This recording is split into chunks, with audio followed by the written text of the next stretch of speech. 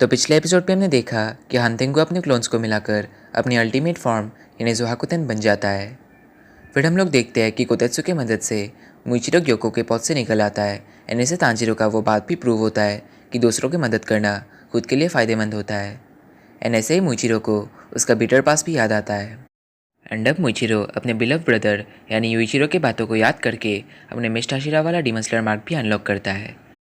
तो अब ये अवेकेन मुइचिरो ग्योको से कैसे सामना करेगा, कैसे तांजीरो और बाकी सब ज़ोहाकुटेन से लड़ेंगे, क्या नए ट्विस्ट स्टोरी में आने वाले हैं, जानने के लिए मेरे साथ वीडियो के एंड तक बने रहिए। 忍びの時代は終わる。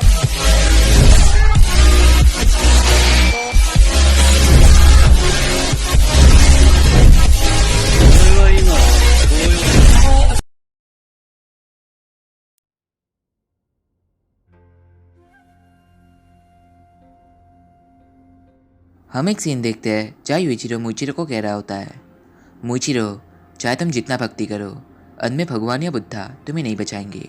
सो मैंने सोचा था कि मैं तुम्हारा रक्षा करूँगा, बट वो कैपेसिटी मेरे पास नहीं था। शायद लोगों से अच्छा पेश आना एक ऐसा काम है जो चुने हुए लोग ही कर सकते हैं।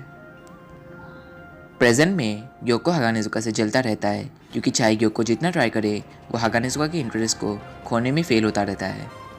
तभी उसे कुछ महसूस होता है एंड वो पॉट के अंदर घुस जाता है। ये एक्चुअली मुइचिरो का अटैक था। ग्योको मुइचिरो को अपने पॉट से बाहर देख हैरान रहता है कि वो कैसे बचा। उसने मुइचिरो पर यह सोचकर ज़्यादा ध्यान नहीं दिया था कि मुइचिरो तुरंत मर जाएगा। ग्योको मुइचिरो के डीमन स्लेयर मार्क को देखकर सोचता है कि ये शायद बर्थ मार्क है। ग्योको को मुजान से मिली जानकारियों के मुताबिक तांजीरो का भी ऐसा ही कुछ मार्क है। मुइचिरो बहुत रिलैक्स सा दिख रहा था जिससे ग्योको हैरान होने लगता है। वो सोचता है कि अब तक उसके अटैक से मुइचिरो को पैरालाइज रहना चाहिए था। वो ये भी सोचने लगता है कि मुइचिरो ने पहले से ज़्यादा तेज़ हमले से उसे कैसे चोट पहुंचाए। तभी मुइचिरो बहुत तेज़ी से हमला करने आता है। ग्योको अपने पौध से कुछ ऑक्टोपस टेंटिकल्स को स्पॉन करता है जिसके बड़े होने से घर टूट जाता है। वो मुइचिरो को पूछता है कि उसे ये ऑक्टोपस अटैक कैसा लगा। इतना सब होने के बाद भी हागानेजुका अभी भी स्वॉर्ड को फोर्ज करने में बिजी थे। ग्योको फिर से हैरान होता है।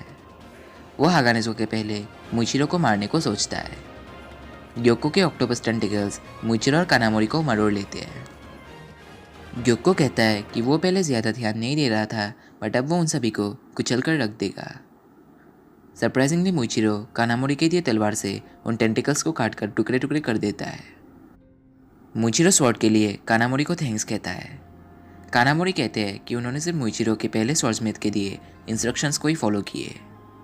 मुइचिरो को भी याद आता है कि उसका पहला स्वॉर्ड्समिथ यानी मिस्टर टेत्सुइदो एक हार्ट अटैक से मारे गए। ग्योको सोचने लगता है कि चाहे मुइचिरो जितने तलवार बदले रिजल्ट नहीं बदलेगा। मुइचिरो को पास्ट का एक सीन याद आता है कि एक बार मिस्टर टेत्सुइदो मुइचिरो से कहने लगते हैं, बच्चे, मैं तुम्हारे लिए चिंतित हूँ। क्या कभी कोई तुम्हें समझ पाएगा कि तुम्हारे साथ क्या बीता? अमनेसिया की वजह से तुम कितने अनईजी हो और तुमने इतना मेहनत किया कि तुमने ब्लड कॉफ किया। क्या कोई समझ पाएगा? जब मैं उस तलवार को देखता हूँ जिसे मैंने तुम्हारे लिए बनाया था, मेरी आंखों से आंसू आ जाते हैं। मैं ज़्यादा दिन नहीं जीऊँगा और मैं इतना बूढ़ा नहीं हूँ कि मैं मौत से डरूँ। बट स्टिल तुम मुझे चिंता ले जाते हो। प्रेजेंट में मुइचिरो तेत्सुइदो से सॉरी फील करता है। फिर वो मिस ब्रीथिंग के फिफ्थ फॉर्म से ग्योको के ऑक्टोपस को काट डालता है। ग्योको पॉट के अंदर चला जाता है। वो बाहर आकर कहता है कि मुइचिरो उसके पॉट्स की रफ्तार तक कभी नहीं पहुंच पाएगा। मुइचिरो कहता है कि उसे आश्चर्य है। वो कहता है कि ग्योको के सेंसेस डल लगते हैं क्योंकि वो 100 सालों तक जिया है। ऐसे ही ग्योको के गले में भी कच लगते हैं। मुइचिरो कहता है कि वो ग्योको के बेकार पॉट गेम से नहीं खेल रहा है। ग्योको गुस्से से मुइचिरो को उसे अंडर एस्टिमेट ना करने कहता है।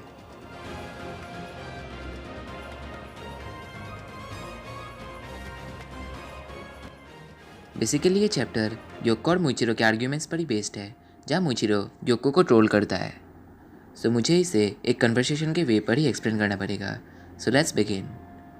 मुइचिरो ग्योको को कहता है, हे, ऐसा नहीं है कि मैं तुम्हें नीचा देख रहा हूँ।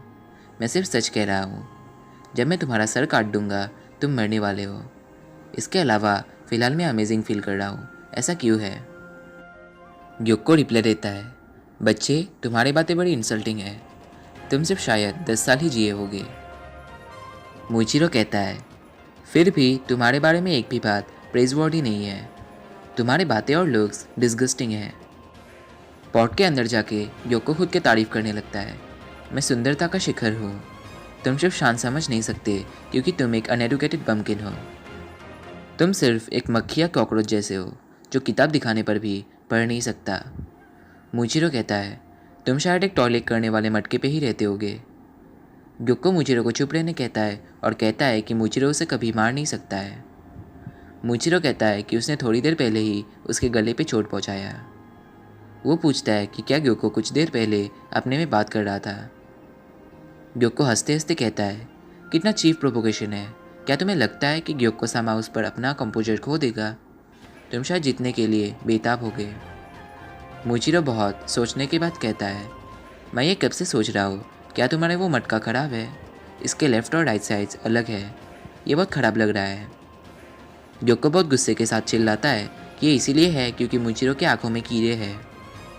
तभी वो अपने ब्लडी मनार से वह करोड़ों मछलियाँ स्पॉन करता है। मूचिरो मिसब्रीथिंग के 6 फॉर्म से मछलियों को मारकर ख़त्म करता है। मछलियों में पॉइजन मिले थे जो स्किन पे भी जल्दी स्प्रेड कर सकते हैं। मूचिरो अपने स्वॉर्ड से ऑलमोस्ट ग्योको के सर को काटता ही है, पर फ्लेक्सिबिलिटी की वजह से ग्योको का सर नहीं काटता है। फिर ग्योको पैरों के पीछे छुप जाता है। मूचिरो ग्योको को बार बार डॉज करने मना करता है। ग्योको पैरों के पीछे से कहने लगता है कि वो अब मूचिरो को अपना असली रूप दिखाएगा। वो ये भी कहता है कि मूचिरो वो तीसरा आदमी होने वाला है जो ग्योको के इस रूप को देखेगा। मूचिरो ग्योको को इनडायरेक्टली इंसल्ट करता है कि हाँ ये बहुत है। ग्योको कहता है कि एक बार मैं सीरियस हो जाऊँ तो किसी को ज़िंदा नहीं छोड़ूंगा। फिर वो अपने असली रूप पे आके अपने हार्ट के स्केल्स को दिखाता है कि यह हीरे से भी ज़्यादा हार्ड है। फिर वो अपने असली रूप को प्रस्तुत करता है। मूचिरो इस पे कुछ भी इंटरेस्ट नहीं दिखाता है और नॉर्मल रहता है। शर्म से ग्योको मूचिरो पर चिल्लाने लगता है कि वो कुछ बोल क्यों नहीं रहा है। मूचिरो ट्रोलिंग मूड के साथ कहता है कि कुछ देर पहले ग्योको ने ही उसे चुप रहने को कहा था। एंड ऑनेस्टली उसे कुछ सरप्राइजिंग नहीं लगा। ग्योको तुरंत एक पंच के साथ आगे बढ़ता है जिसे मूचिरो डॉज करके पैर पे चला जाता है। वहाँ ढेर सारे मछलियाँ आ जाते हैं। ग्योको कहता है कि उस वक्त मूचिरो ही तो उसको मना कर रहा था कि पैरों के पीछे ना छुपे, बट अब वो खुद ऐसा कर रहा है। मूचिरो कहता है कि ग्योको बहुत बदबूदार है एंड उसके नाक पिघल रहे थे। मीनवाइल कोतेत्सु और कानामोरी बेहोश हो गए। ग्योको पूछता है, तुम्हें मेरी शक्तियाँ कैसे लगी? मैं जिसे भी छूता हूँ वो मछली बन जाता है और मेरा स्पीड भी सुपर है। मेरा शरीर सिर्फ सॉफ्ट ही नहीं बल्कि बहुत फ्लेक्सिबल और स्प्रिंगी है और मेरे स्केल्स लहरों से भी तेज़ है। मैं एक ऐसा अस्तित्व हूँ जिसका कोई सीमा नहीं है। तुम काँप क्यों रहे हो? क्या तुम्हें डर लग गया? ये तो मेरा मेन अटैक भी नहीं था। तन मूचिरो एक इविल स्माइल के साथ रिप्लाई देता है कि तुम जितना फ्लैशी बनना चाहते हो बन सकते हो, बट ये बेकार है क्योंकि तुम मुझे छू भी नहीं सकते।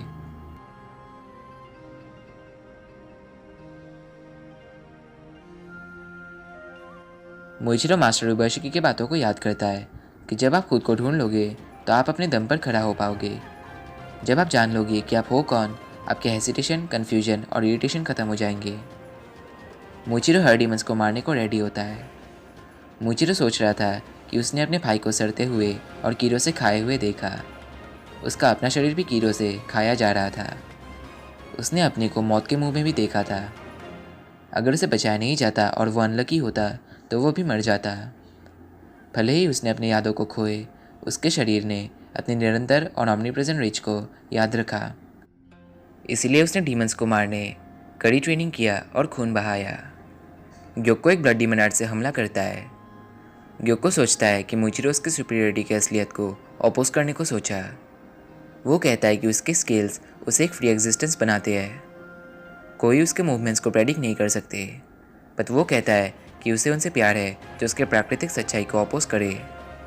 वो मूचिरो को पूछता है कि वो उसे कैसे मारे।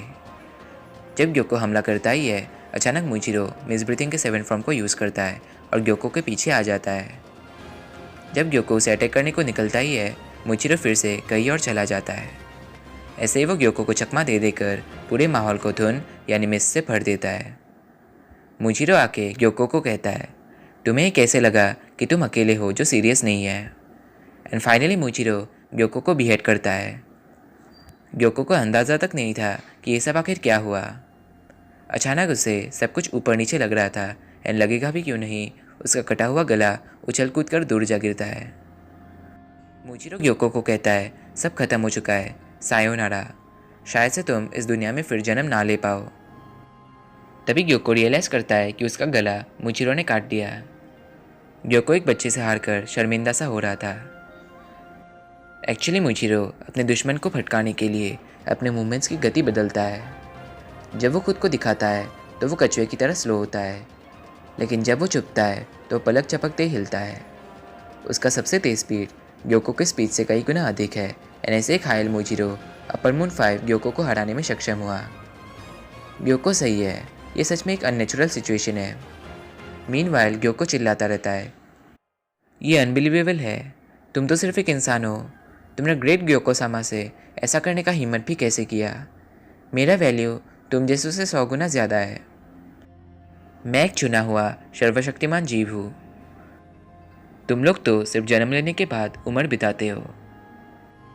ऐसे ही उसके स्पीच खत्म होने से पहले ही मुजीरो धीरे अगेन ग्योको के कटे सर को टुकड़े टुकड़े कर डालता है।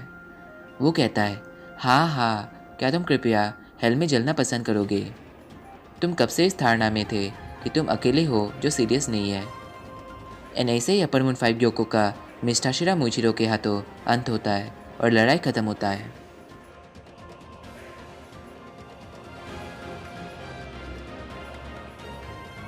गाइस, आई होप मेरा एक्सप्लेनेशन अच्छा था एंड क्लियर था। वीडियो में अगर कुछ गलतियाँ हुई हो तो प्लीज़ माफ़ करना।